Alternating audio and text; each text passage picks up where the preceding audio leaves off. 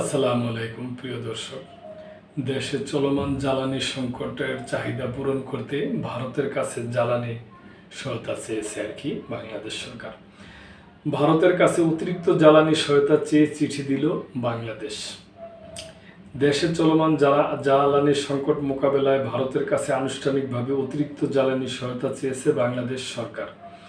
বর্তমানে চুক্তি অনুযায়ী প্রতি মাসে যে 15,000 টন ডিজেল সরবরাহ করা হয় তার বাইরে অতিরিক্ত জ্বালানি দেওয়ার অনুরোধ জানিয়ে ভারত সরকারকে চিঠি পাঠানো হয়েছে। বুধবার সচিবালয়ে সাংবাদিকদের এ তথ্য জানান বিদ্যুৎ, জ্বালানি ও খনিজ সম্পদ মন্ত্রী ইকবাল হাসান মাহমুদ টুকু। তিনি বলেন, আপৎকালীন পরিস্থিতিতে জ্বালানি সংকট সামাল দিতে ভারতের কাছে আনুষ্ঠানিকভাবে অতিরিক্ত জ্বালানি সহায়তা চাওয়া হয়েছে। এ বিষয়ে ঢাকায় নিযুক্ত ভারতের হাই কমিশনার প্রণয় কুমার বার্মা জানান, বাংলাদেশ সরকারের পাঠানো চিঠি গ্রহণ করা হয়েছে এবং বিষয়টি ভারতের সরকারের কাছে তুলে ধরা হবে। এর আগে সচিবালয়ে বিদ্যুৎ, জ্বালানি ও খনিজ সম্পদ মন্ত্রী এবং সংশ্লিষ্ট কর্মকর্তাদের সঙ্গে ভারতীয় হাইকমিশনারের বৈঠক অনুষ্ঠিত হয়। বাংলাদেশ ভারত থেকে জ্বালানি সরবরাহের অন্যতম প্রধান মাধ্যম হলো মৈত্রী পাইপলাইন। ভারতের শিলিগুড়ি মার্কেটিং টার্মিনাল থেকে দিনাজপুরের পার্বতীপুর ডিপো পর্যন্ত বিস্তৃত এই পাইপলাইনের দৈর্ঘ্য প্রায় 131 কিলোমিটার। এই আন্তর্দেশীয় পাইপলাইনের মাধ্যমে সরাসরি বাংলাদেশে ডিজেল পরিবহন করা হয়। বর্তমান চুক্তি অনুযায়ী এই পাইপলাইনের মাধ্যমে প্রতি মাসে প্রায় 15,000 টন ডিজেল বাংলাদেশে সরবরাহ করার কথা রয়েছে।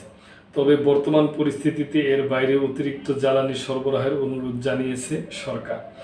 2023 সালের মার্চে তৎকালীন সরকারের সময় এই আন্তর্দেশীয় পাইপলাইনটির উদ্ভাবন করা হয়।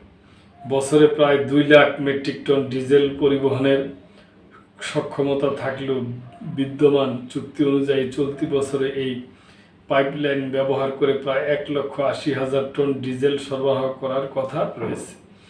জ্বালানি বিশেষজ্ঞদের মতে আন্তর্জাতিক বাজারে অতিরিক্ত সরবরাহ সংকটের কারণে সাম্প্রতিক সময়ে দেশে জ্বালানি ব্যবস্থাপনায় চাপ বেড়েছে।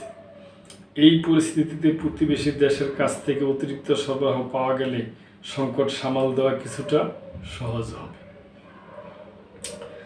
তো প্রিয় দর্শক, আমরাও চাই যে দেশের তেলের যেন কোনো জ্বালানি তেলের সংকট না হোক। তার কারণ আমাদের দেশ ঘনবসতি, অনেক জনসংখ্যাপূর্ণ একটা দেশ।